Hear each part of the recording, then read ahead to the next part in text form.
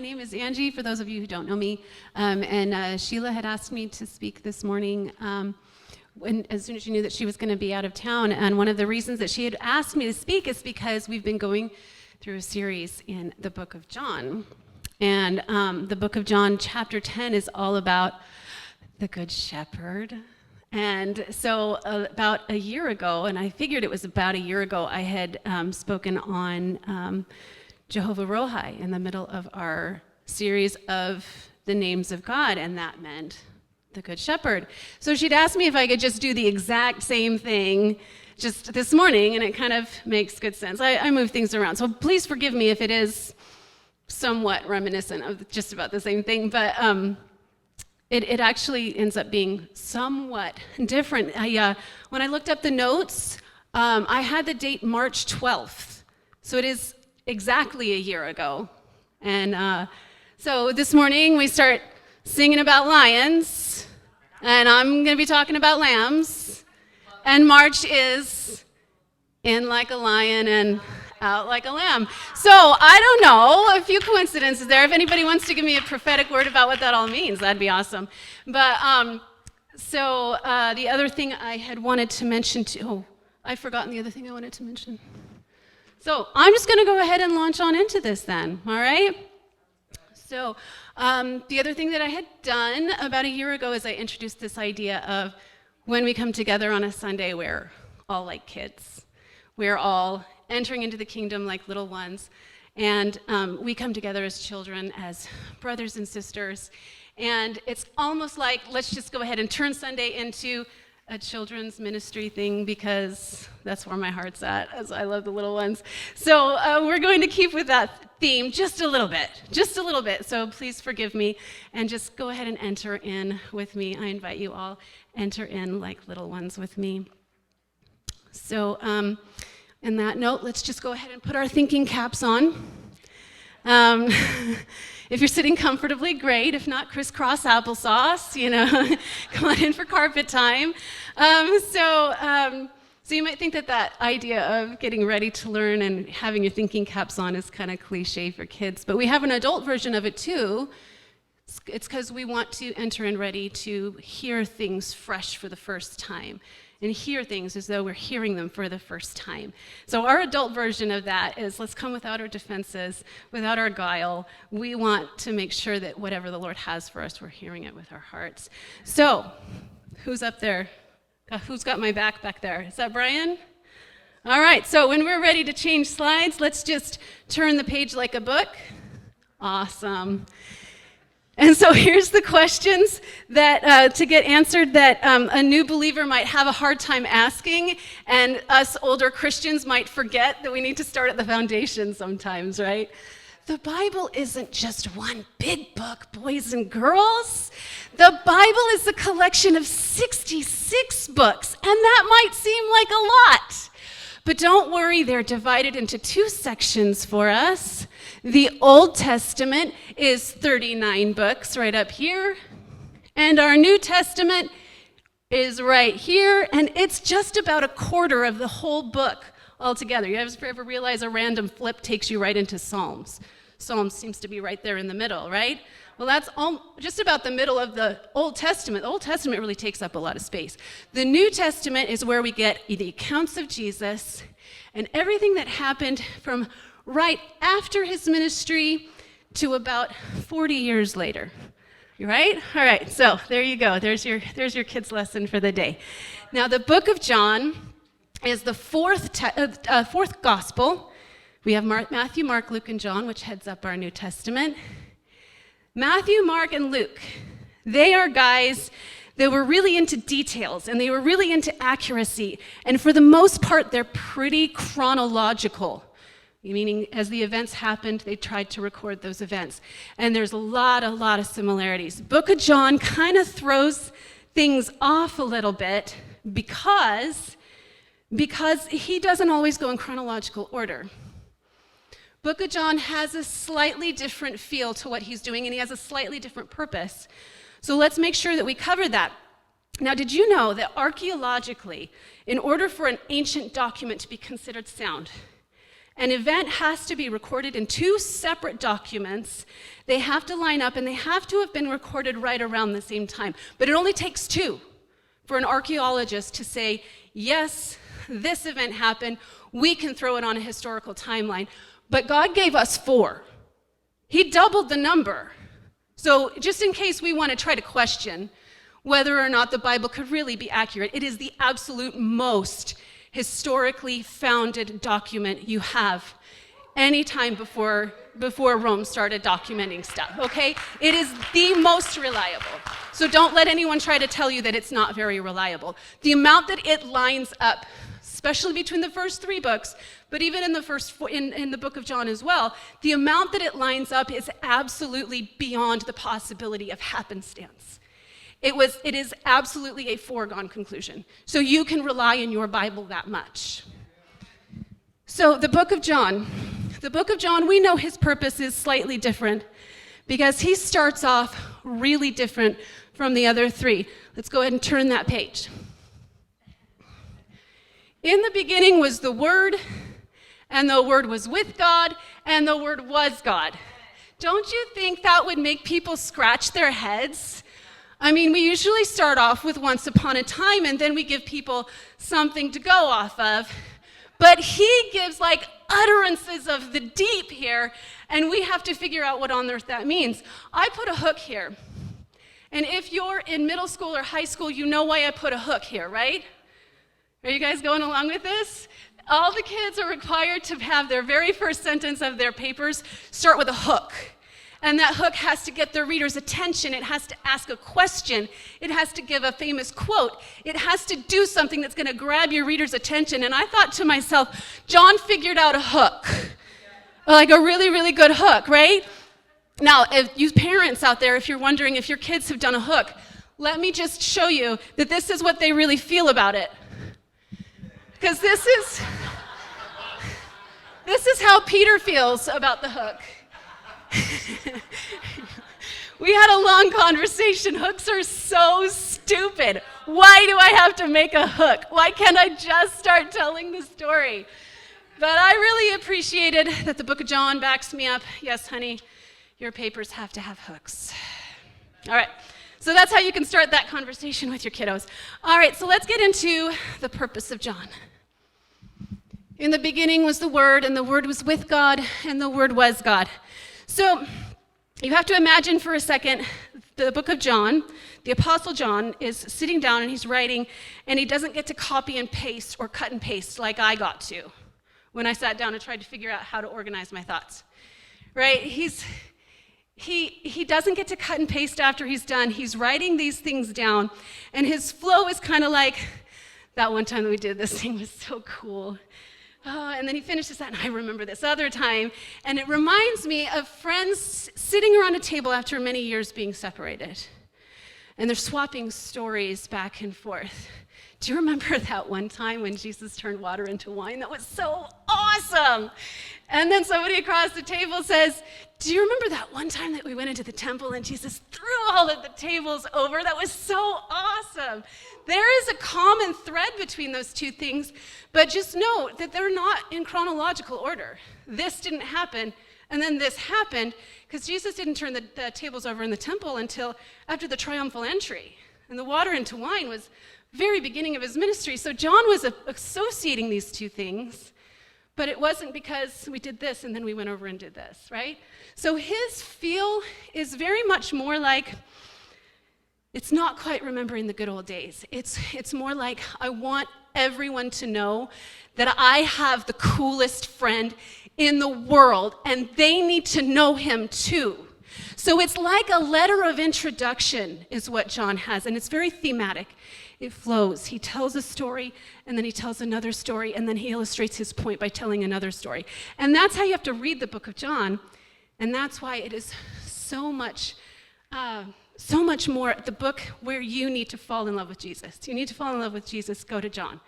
You need to be absolutely assured that Jesus was for real, go to the other ones too, because they're really solid. They're really amazing. But the book of John will help you fall in love with Jesus. Now, in the old days, somebody shows up on your doorstep and says, hey, I need to stay somewhere for a few weeks. hospitality was a big deal, people would very often let people come into their homes and stay for a few weeks while they're doing business. Free of charge, right? But you don't do it unless they have a letter of introduction from someone you trust. That's fair, right? Somebody is staking their own reputation, and they're writing a letter of introduction saying, if this person doesn't honor you, it's on me. And that's kind of what a letter of introduction does. And that's very much the book of John. It says, let me introduce you to my best friend. My best friend is so amazing. You need to meet my best friend too. All right, so that's kind of the attitude that we have when we get into the book of John. And so on that note, I just want to make sure that we understood. We can read through John and we can see how he ties those themes together. And believe it or not, whether he's telling you something simple, that's something that seems simple, what he's actually telling you is that Jesus was here from the beginning. He came first. He came before all of it. He was here in the beginning. He is one with God. He is God. Let's move on into chapter 10. So we're skipping ahead. We're going from in the beginning part. Sorry, guys. And then I don't want to give anybody mental whiplash here or anything. We're going on into chapter 10, which is all about the Good Shepherd. Jesus starts off by telling us what good shepherds do and how the sheep respond to their good shepherd. And he's going to tell us in the context of what it means to be a shepherd who's just really good at what they do. People won't understand, though. After that, we're going to get into what's the difference between a hireling or a shepherd who's really good at what they do and the truly good shepherd. People aren't going to like that. There's going to be divisions among the people. They're going to make a demand of him, and Jesus is going to have a response, a really good response. So let's go ahead and get into that a little bit more deeply. Just so you know, those flow charts are really helpful for the book of John because it helps you see that theme as it comes together. So going back to verses 1 through 8. Oh, flip that page. There you go. Awesome, thank you.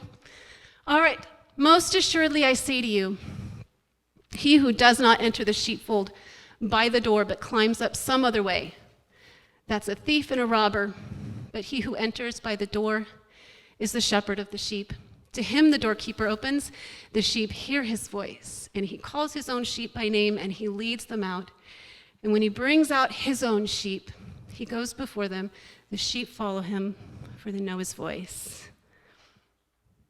Jesus used this illustration, but they did not understand the things which he said to them. When I was a stupid college kid, when I was a young college kid, and a somewhat new believer, I was a believer who'd been a believer for probably, a wishy-washy believer for most of my life. Getting up to college, I decided I was going to start learning more. I was attending this college outreach group on a Friday night. Somebody had brought in a whole bunch of brand new kitchen appliances. And the altar, they were kind of lined up on the altar, kind of like this on the floor. And they brought him in for a Sunday service, so I wasn't part of the Sunday service. I didn't know why they had all these kitchen appliances lined up. But I was standing in line, and this girl who was standing next to me, she starts telling me how, because we're all Christians, we're just like that blender. We're so clean. And I thought to myself, that is the dumbest thing I've ever heard. this poor girl. So I wasn't enjoying the possibility of being like a blender. So I managed to bite back my retort. It was like, now fast forward a few decades, my KitchenAid mixer, I'm telling you, it is not clean. There's 15-year-old food splatters in all of the little crevices, right? And if I try to clean it, it comes up with like machine oil or something. You can't put it in the sink and soak it, right? Back then I was a stupid kid that had a hot pot. That's all I had.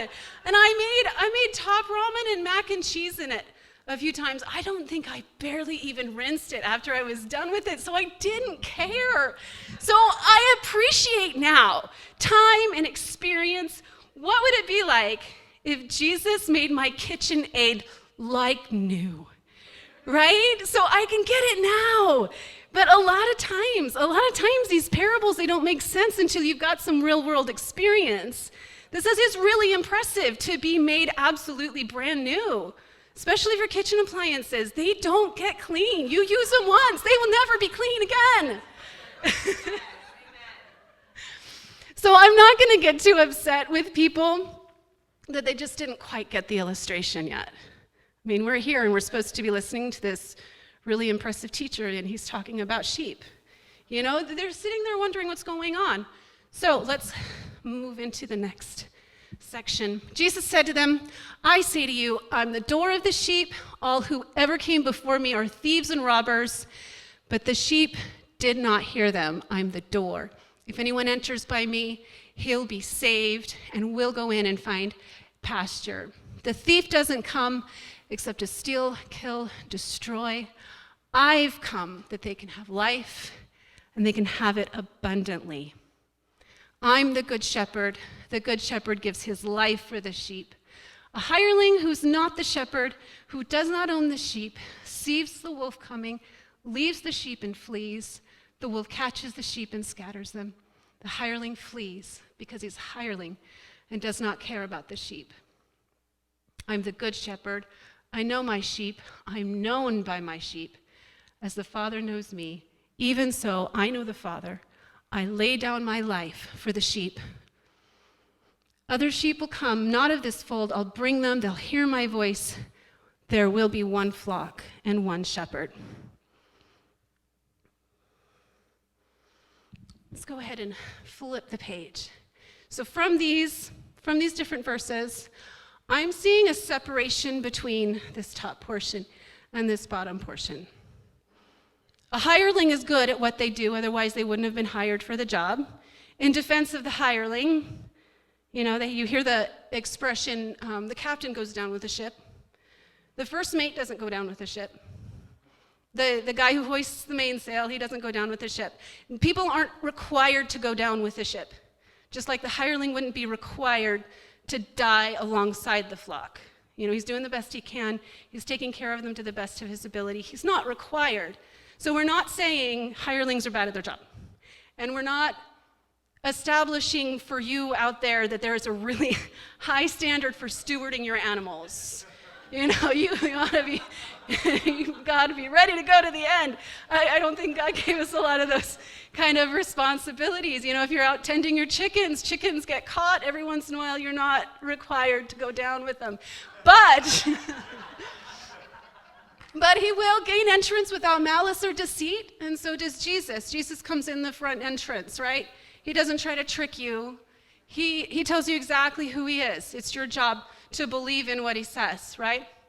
He knows the sheep by name. He knows your individuality. He knows everything about you. He's going to look at you and he's going to know exactly who you are and who you were born to be.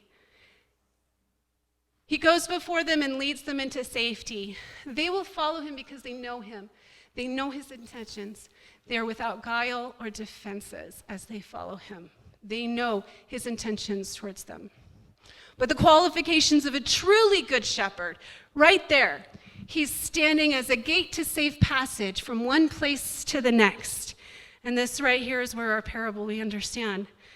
We want to go to heaven, we go through him. He's our gate, right? We want salvation, we go through him. He's the only gate. And the good shepherd will lay down his life for the sheep. All right.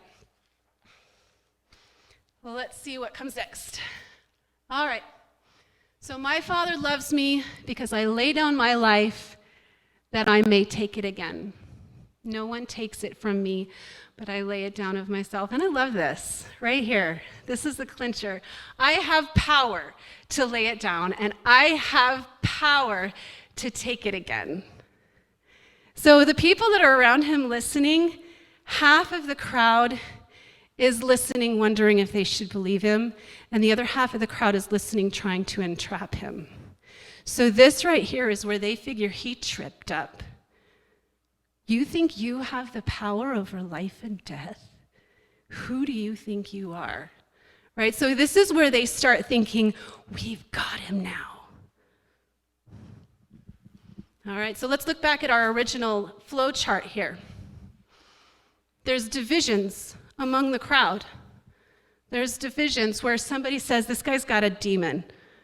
And the other side says, how can that be? Demons can't heal the blind.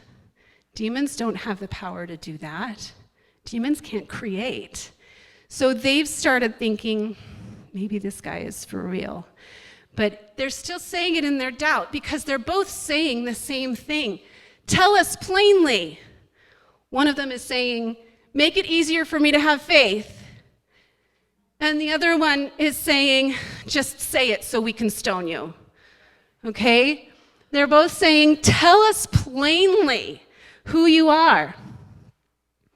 And his response, let's read it from the script. Let's read it from the scripture. I told you, you don't believe.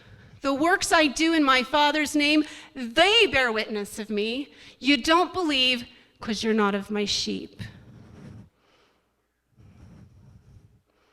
My sheep hear my voice. I know them. They follow me. I give them eternal life. They shall never perish. Neither shall anyone snatch them out of my hand. My Father who has given them to me is greater than all. No one's able to snatch them out of my Father's hand. And I and my Father are one. Right there. That's what he's like, there you go. I gave it to you plainly. Right? I gave it to you plainly. Here you go. Chew on that.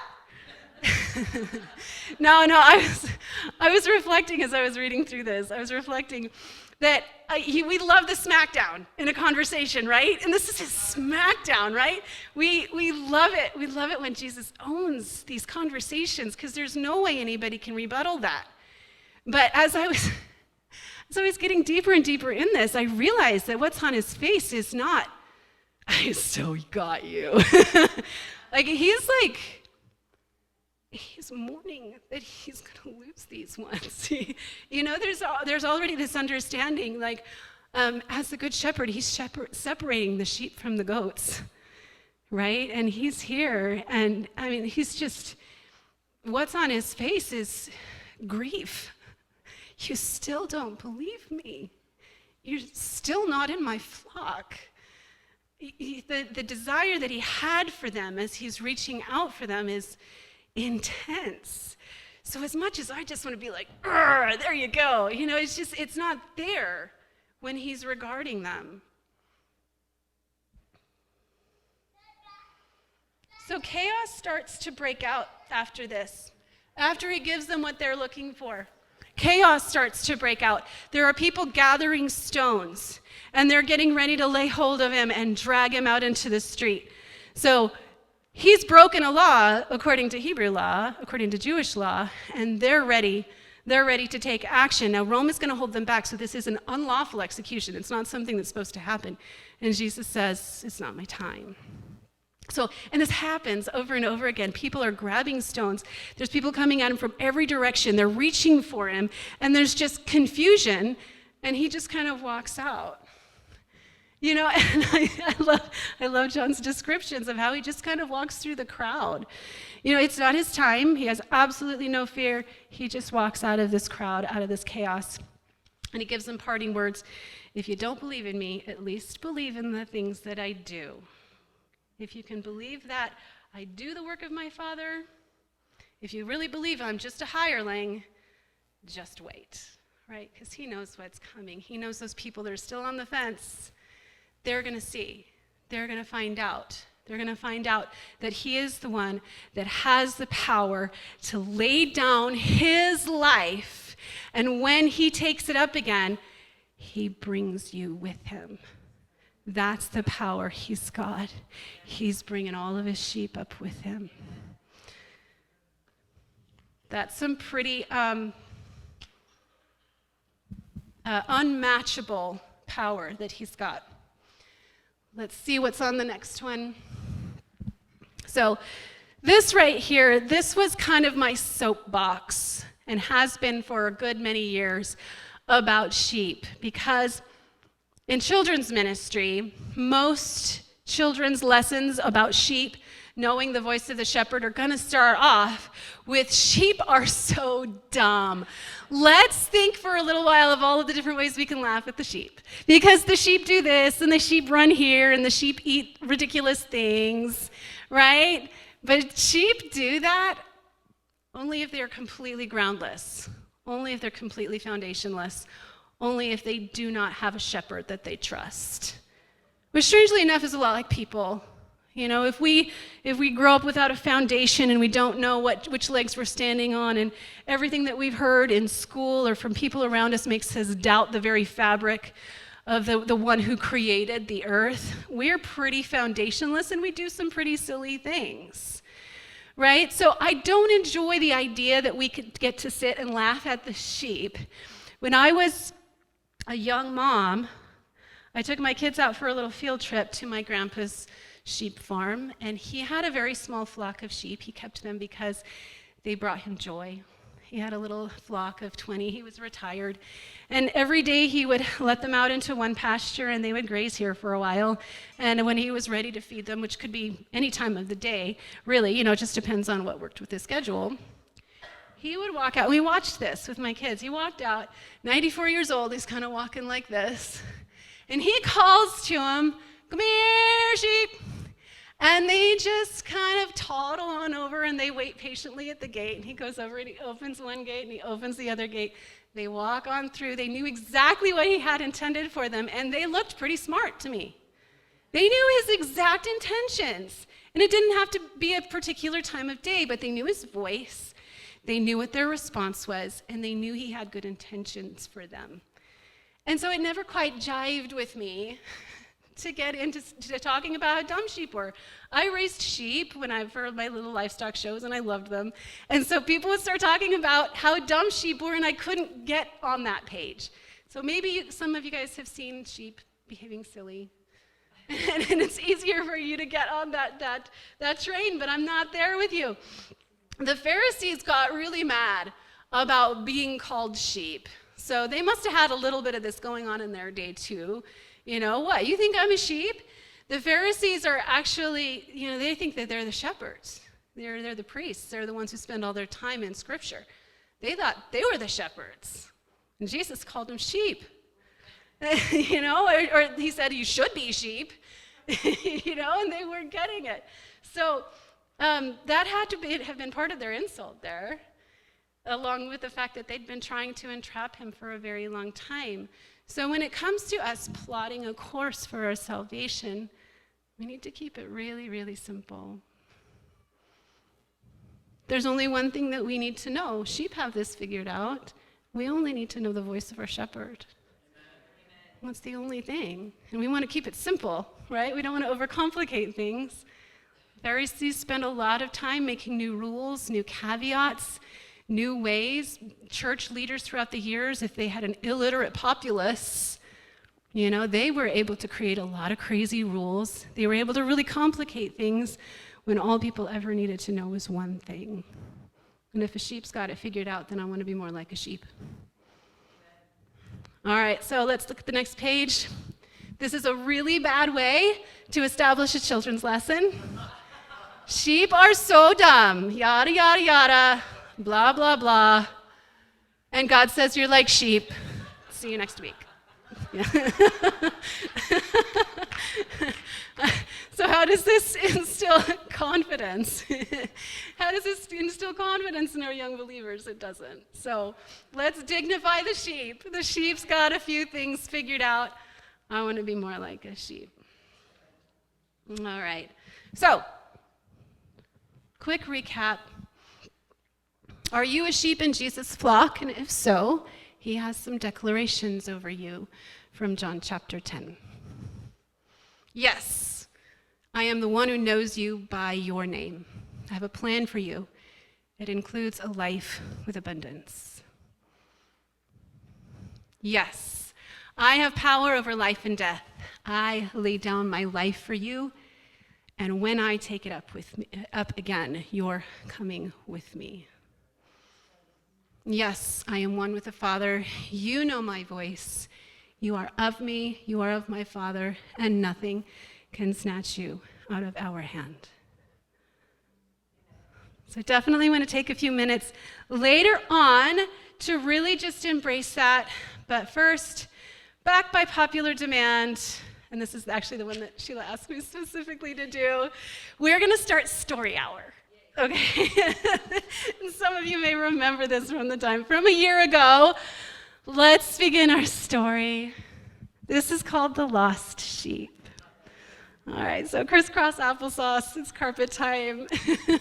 You can reach up and turn the pages. You remember, you have to imagine that great big storybook from Sunday school. You know, it's big, oversized, so everybody can see it. So you can reach out and turn the pages with me.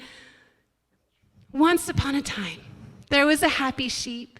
He roamed with the other sheep along hillsides and valleys. He enjoyed the cool grass in the morning, the pleasant setting sun in the evening. He loved stretching his legs by running and kicking with his friends and lying beside the others in the shade of the scrub bushes in the heat of the day. You were so good at that. It's like you're catching all the cues. One day he was wandering at the edge of the flock looking for patches of grass that hadn't yet been discovered by others when he noticed a glow of two eyes staring at him from a dark shadow beneath the brush. And just as those eyes locked on his, and before he had a chance even to be afraid, the shepherd's staff knocked him from the side and shoved him closer to the rest of the flock, knocking him into the woolly side of an older sheep. The shepherd stepped between him and those glowing eyes so full of malice and hunger. And like a flash, the coyote slunk out of its hiding place and dashed into the thicker brush. The sound of rustling grass continued until it was far out of range. Whoa. All right. There we go. Oh, no.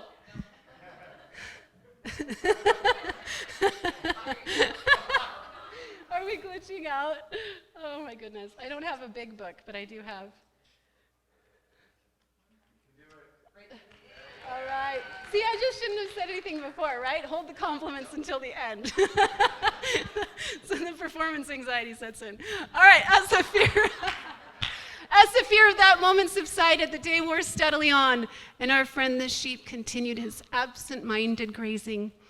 In a sleepy afternoon haze, he lay down on a cool hillside and fell fast asleep.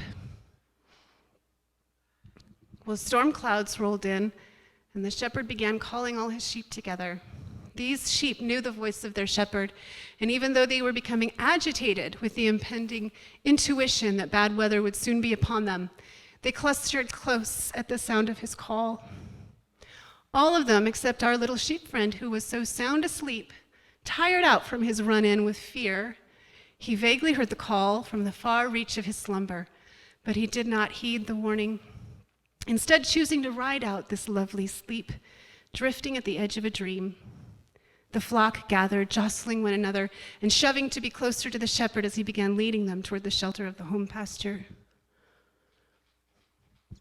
When the sheep awoke, the day had grown dark, the clouds rolled overhead, and the wind smelled cool and damp. Although the fields and the bushes seemed familiar, our sheep friend in his solitude became afraid. He ran in all directions, surrounded in a cloud of fear, not seeing anything that might guide him home. Inevitably, he stumbled into a deep hole, a place where previous storms had worn a hollow in the earth, sloughing the soil away, leaving a depression in the ground.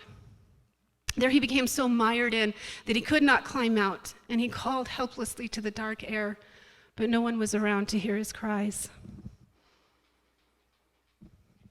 Meanwhile, his shepherd had secured the flock within the sheltered paddock. He had counted his sheep, and he was counting again. One was missing. How could it be? The little one, that unwise one, the lazy one, the one that always seemed to be more interested in his whims than in his own survival. He was missing. The shepherd set out at once. He left the shelter and set off into the storm to find the little one. He traced the steps of the flock back the way they had come. Faintly through the whistling wind, he could hear the trepidatious cries of sadness and despair. While our sheep friend cried, he noticed the piercing cold beginning to penetrate his woolen cloak. How wet and heavy the raindrops were becoming, and how loud the pounding of his own terrified heart. But soon the peals of lightning illuminated a beautiful and hopeful sight, the face of his shepherd. What comfort in those eyes, what peace in that smile. What a contrast between that caring face and the unyielding storm clouds above him. He lifted our sheep friend out of the mud and placed him on his shoulders, lending warmth from his body into the sheep's core. He was carried home and placed into the warmth and safety of the flock. The end.